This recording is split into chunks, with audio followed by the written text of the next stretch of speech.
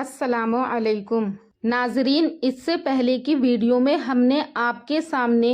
یوسف علیہ السلام کا جیل میں جانا اور پھر ان کا بادشاہ کے خواب کی تعبیر بتانا اور قحط کا پڑنا یہ پورا واقعہ بیان کیا تھا۔ اگر آپ نے اس ویڈیو کو نہیں دیکھا ہے تو آپ اس کو بھی ضرور دیکھیے گا۔ اب ہم اس کے آگے کا واقعہ بیان کریں گے کہ کس طرح قحط سے پریشان ہو کر حضرت یوسف علیہ السلام کے بھائی ان سے غلہ لینے کے لیے ان کے دربار میں حاضر ہوتے ہیں۔ تو یوسف علیہ السلام کے بھائی غلہ لینے کے لیے فلسطین سے مصر کے لیے روانہ ہو جاتے ہیں۔ اپنے بھائی چھوٹے بنیامین کے علاوہ 10 بھائی شاہی دربار میں غلہ لینے پہنچ جاتے ہیں،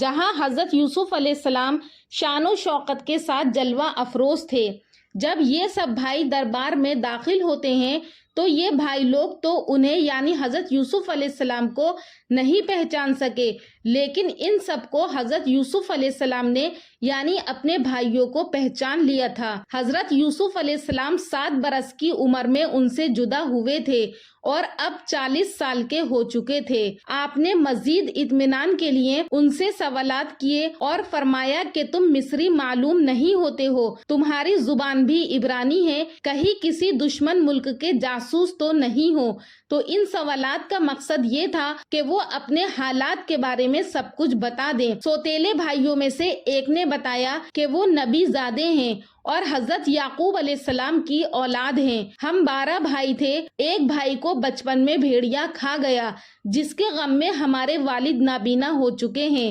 ایک چھوٹا بھائی ہے جسے والد کی دیکھ بھال کے لیے چھوڑ کر آئے ہیں۔ حضرت یوسف علیہ السلام نے اپنے بھائیوں سے یہ تمام حالات معلوم کرے اور اپنے بھائیوں کو شاہی مہمان خانے میں رکھا، ان کی خوب خاطر و مدارات کی، لیکن ابھی ان کے اوپر اپنا راز ظاہر نہیں کیا۔ جب حضرت یوسف علیہ السلام کے بھائی اناج لے کے چلنے لگے تو حضرت یوسف علیہ السلام نے اپنے بھائیوں کو جاتے ہوئے پورا اناج دیا اور کہا کہ اگر یہ اناج ختم ہو جائے تو تم دوبارہ اناج لینے کے لیے آنا اور آئندہ اپنے چھوٹے بھائی کو بھی ساتھ لے کر آنا، کیونکہ یوسف علیہ السلام بنیامین سے بھی ملاقات کرنا چاہتے تھے۔ اگر تم اسے لے کر نہیں آئے تو تمہیں نہ ہی غلہ ملے گا اور نہ خاطر و مدارات کی جائے گی۔ ان کے بھائیوں نے جو اناج کی رقم حضرت یوسف علیہ السلام کو ادا کی تھی تو حضرت یوسف علیہ السلام نے اس کے ساتھ ہی خفیہ طور پر ان کی اناج کی رقم ان کی بوریوں میں واپس رکھوا دی تھی۔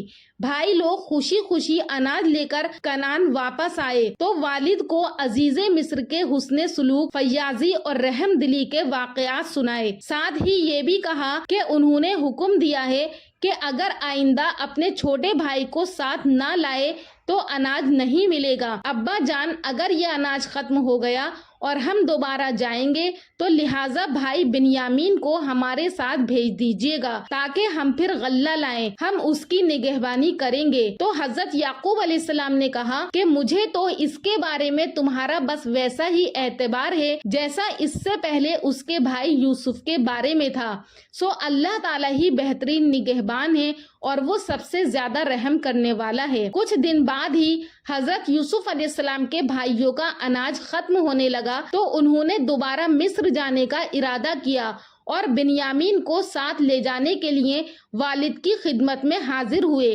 حضرت یعقوب علیہ السلام سابقہ تجربے کی بنا پر بنیامین کو ساتھ بھیجنے پر آمادہ نہ تھے، کیونکہ ان کے بھائیوں کے ساتھ پہلے حضرت یوسف کو بھیجا تھا تو یہ حضرت یوسف کی صحیح سے نگرانی نہیں کر پائے تھے، لہٰذا انہوں نے کہا کہ میں تو اسے ہرگز تمہارے ساتھ نہیں بھیجوں گا جب تک کہ تم اللہ کو بیچ میں ڈال کر مجھے قول و اقرار نہ دو کہ اسے میرے پاس صحیح سالم لے کر آؤ گے، سوائے اس ایک صورت کے کہ تم سب گرفتار کر لیے جاؤ، یعنی تمہیں کوئی اجتماعی مصیبت پیش آ جائے یا تم سب ہلاک ہو جاؤ۔ جب انہوں نے عہد کر لیا کہ ابا جان ہم بنیامین کی بھرپور حفاظت کریں گے تو حضرت یعقوب علیہ السلام نے انہیں ہدایت کی اور بنیامین کو لے جانے کی اجازت دے دی۔ حضرت یعقوب علیہ السلام نے کہا کہ اے میرے بیٹو، جب تم اناج لینے کے لیے مصر میں داخل ہو تو تم سب ایک ہی دروازے سے داخل نہ ہونا